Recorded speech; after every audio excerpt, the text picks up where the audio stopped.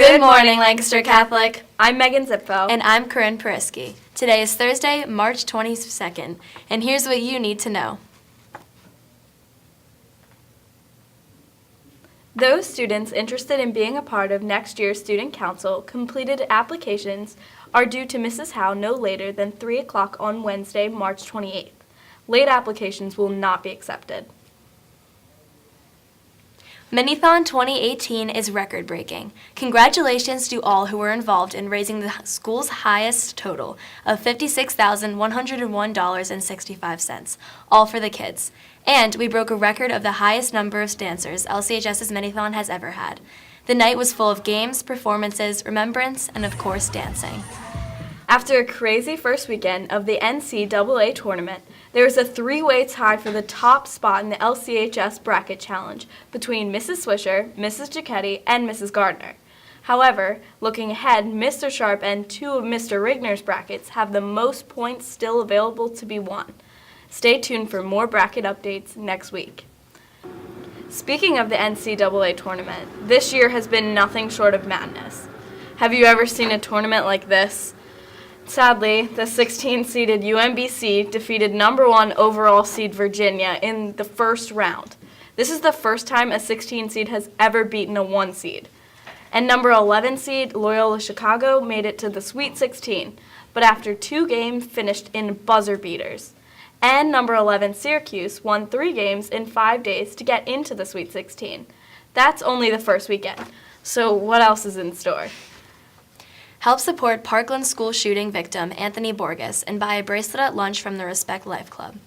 Anthony was shot 5 times and is hailed a hero for shielding 20 fellow students, but he's been hospitalized for a long time. Bracelets are $3 each and will be sold in the cafeteria during both lunches. All the proceeds will go to help with his medical bills. Planning your summer vacations? Want to take a sneak peek at Disney's theme parks? Well, Mitchell is here to tell us how you can. Google has announced that all of Disney's theme parks in the U.S. will be available on Google Street View. Future visitors can check out the theme parks ahead of time, and people who have visited Disney in the past can feel the magic again.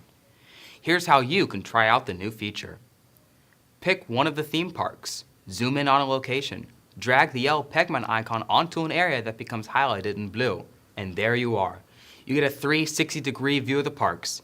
Disney says it's very excited about the new Street View and that anything your heart desires will come to you, such as rides, castles, and attractions that can take you to infinity and beyond. I'm Metro Rochester. And now for some news. The winning Powerball ticket, worth $457 million, was sold right here in Lancaster County. It was purchased at the Speedway in Mannheim.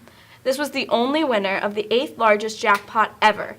The ticket matched all the winning numbers, 22, 57, 59, 60, and 66, and Powerball 7.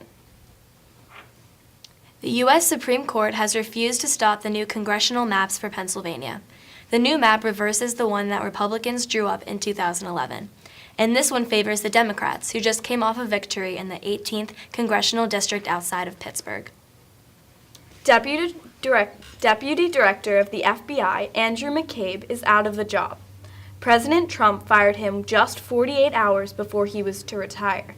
The Trump administration accused McCabe of lying under oath about the investigation into Hillary Clinton's emails during the presidential election. The first self-driving Uber car is responsible for the death of a woman on Sunday night in Arizona. The woman was walking her bike across the sidewalk when she was struck by a car with a vehicle operator behind the wheel.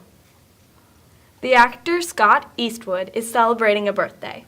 The son of the famous actor and director Clint Eastwood is 31 years old today and best known for his roles in Suicide Squad and The Longest Ride.